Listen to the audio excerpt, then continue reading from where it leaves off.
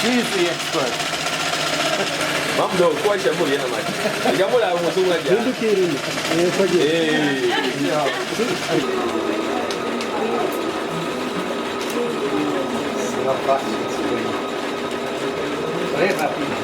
Nuko byari byifashe kuri uyu wa gatanu i Bugarama mu ntara ya Muramvya aho abakenyezi bafise atelier yo kubarira impuzu yitwa Muryango bari baramutse bugurura icese kugira ngo bashire ku mugaragaro ibikorwa vyabo aho bakaba bari bagendewe n'abasanzwe babafata mu mugongo bo mwishira hamwe Kitab hamwe n'abandi nyene basanzwe babasahiriza.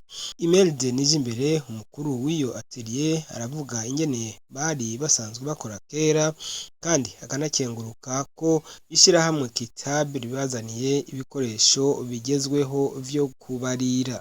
Nije natanguye ntangura ndumwe hanyuma mu nyuma ndabwira abandi bakenyezi ko boza tugafadikanya baca baravyiga barabimenya. Ubu rero tugeze ku ntambwe turamaze kugwira dukora turabakenyezi indwi. Turabona akarusho ibintu bimeze neza cyane turiyungunganya mu ngo bimeze neza abafasha bacu turabafasha ubu ntibacidoga sibo barondera bonyene. Uno munsi turabona rero hariho abagira neza twovuga baje basahiriza ibikorwa mwari mufise mbega mubona harakarusho bigiye kuzana ibi bintu basa nuko babafashije. Ego cyane gose baragahezagirwa baratugiriye neza baratwunguye umuvumba ubu tugiye gutera imbere gusumba uko twahora Imana ibahezagire cyane. Baduhaye ibintu byinshi baduhaye amapano solaire ubu nta muriro tuzosubira kubura baduhaye n'amamashini y'umuyaga nkuba baduhaye n'amaordinateur tugiye gukoresha n'ubuhinga bwa none abakenyezi ubuye tugiye gukora ibintu bikomeye cyane. Chris Clement igira neza umukuru w'ishyirahamwe Kitabe avuga ko bagiye kwigisha rero abakenyezi ibijyanye no kubarira babigishe n'iby'ubuhinga bwa none kugira ngo bashobore kuzoronka amasoko bashoreramo ibyo bazobarira biciye mu buhinga bwa none. Kugira ngo hajye iterambere nuko abafasoni iyo bakora barashona baronka aho bagurishiriza ivyo bikorwa vyabo. Kandi sibo gusa mu isi yose hari n'abandi bafasoni apana batari Burundi gusa bari mu mahanga.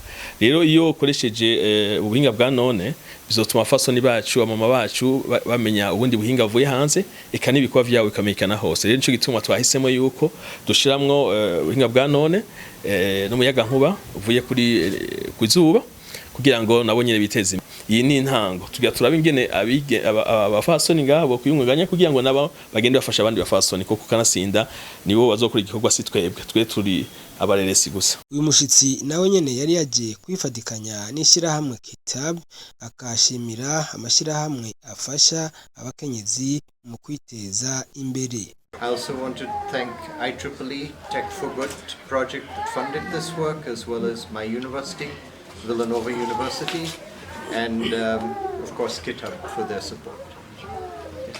Yashimire igishirahamwe gitwa IEEE aryo ryatanze uburyo yonge yashimira ni kaminuza yitwa Villanova yo muri Etats-Unis yonge yashimira Kitab yateguye igikorwa kabashikira. Nawe Gerard Niyonsaba yaje aserukira ubushikiranganje bwo gufatana mu nda asaba aba bakenyezi baronse iyi mfashanyo uzoyifata neza akagira ko kandi agashimira n'ishirahamwe Kitab ku mfashanyo idasanzwe bafashishije abakenyezi. Bwa mbere bwo numunezero kwishira hamwe yaje gushigikira aba bakenyezi bashinze koperative. Numunezero ndetse no mu gihugu cyose. Kugira ngo kubera ko aba bakenyezi baronse ibikoresho by'agaciro ibikoresho bizotuma iterambere iryo terambere naryo tukaba tubona ko rizodushikana kuri yambona kazoza y'igihugu mu 2040 igihugu cifashe 2060 igihugu giteye imbere. Tubahamagarira ubwa mbere bwo kubicungera ntibaze bavyibe kubikoresha neza hanyuma kubisarurisha umusaruro bize bigire bibahe iterambere. Hari akantu mwabonye hejuru k'agaparatoneri hamiyi ni disjoncteur y'umuyagankuba wa Regideso. Iyi ni disjoncteur différentiel w'umuyagankuba usohoka kugira hagiye kuba court circuit yose agagaca kimanura ndabibereka. Iyi ni disjoncteur y'amabateri umuriro uva mu mabateri. Iyi ni disjoncteur y'umuriro uvuye ku mapano solaire. Igikorwa cyo gufasha ntibakirangirije i Bugarama kuko kuri uyu wa gatandatu bahavuye rero babandaniriza icyo gikorwa muri komine Mutimbuzi zone Rubirizi ku ishengero Zion Man Spirit Church. Aho naho bakaba rero batanze imashini nyabwonko hamwe n'imashini zo kubarira. Apoloni Dusabe umwe mu bakristo b'iyo shengero avuga ati imigambi nyamukuru abakenyezi basanzwe bakora hariho iyo cyo twita imwe yo gushona bita igitayeri, hariho umugambi w'utugenegene byo kujisha, ibyo gukora ibirato, hariho ibyo kujisha ibiseke, hariho ibyo gushariza abantu bafite imanza zitandukanye. Uwo n'umugambi wa kabiri. Undi mugambi wa gatatu hari undi mugambi w'uburimyi n'ubudandaji n'ibindi abakenyezi bagenda bakora mu buzima busanzwe bwo kwiteza imbere, kubera ishengero ryarabonye yuko burya umuntu iyo nubwo yotera imbere mu by'impwemo adateye imbere mu by'umubiri ntaco aba ashitseko. Umuntu yamaze ba mama rero umugambi dufise ngaha nuko twahisemo kuza gukorana n'abamama mu ishengero kugira ngo tubigishe imyuga abafise imigambi yabo turongere tushikana ijwi ryabo imbere byabiteza imbere. Rero sinovuga ngo umugambi ngo runaka ujya umugambi uva kuri banye n'umugambi. Twe turi abantu gusa twiyemeje yuko tuzo nk'abana babo tuzobavugira aho dushisa. Cyane cyane mwabibonye ko twabitanguye twazaye amamashini yo gushona. Iyo ni intango kandi twamatuzana n'abagenzi bavuye hirya no hino kugira ngo tubereke ibikorwa bikorerwa hano muri kino kigo. Pastor Isayi Kwambazi Imana arongoye ishengero Zion Man Spirit Church ati turifuza ko hejuru y'ubutumwa bwiza duha abakristo bacu botera n'imbere mu by'uburyo. Hano dufise imigambi myinshi yoshobora gutuma abakenyezi gusa no gwaruka wanashaka abantu muri rusangi bo kwiteza imbere.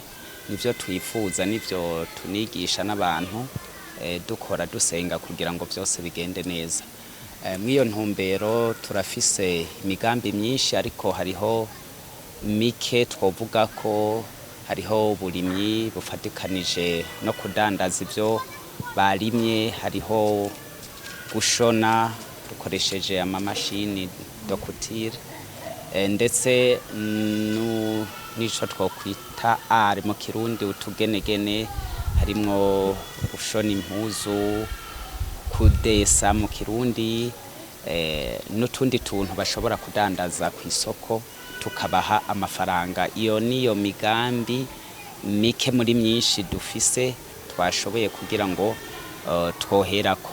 Amamashini ariho nayo ari mu ntumbero yo kwigisha n'ubuhinga abakozi b'Imana kugira ngo natwe tumenye ubuhinga, ndetse no mwivuga butumwa harakenewe ubuhinga kugira umuntu n'ubwo butumwa ashobore kubugeza kure. Ubwo buhinga burakenewe. Ni mu mugambi wo gushigikira abakozi b'Imana sabo ngaha gusa n'abandi tuzohura kugira ngo twige ubuhinga tushobore no gukora tworoherewe tuzi ubuhinga. Mwese n'ubuhinga gusa harimo na leadership uburongozi kugira ngo tugende duhugurwa mu burongozi kugira ngo byose bigende neza. Mbega ivyo navyo ne muzobifashanya nabo bacuti nyene Element International na Kitabu? Ego turabyizeye cyane, turarindiriye uko bizegenda. Ego harakamo mu kurangiza mwotera baba bakirisu murongoye baba nabo bafasha sinzi. Ego mpereye kuba kirisu turi kumwe, akamo ka mbere no batera no kuja kubikorwa nkuko dusanzwe tubibahimiriza, bakunda ibikorwa, ntibasuzugura ibikorwa, baje ku kivi. Hama akandi kamo no tera badushigikira, abo kudushigikira haba bo tumaze guhura n'abandi nuko bodushigikira mu vyifuzo vyacu kugira ngo imigambi dufise ndetse n'iyindi tutavuze ishobore kuja mu ngiro.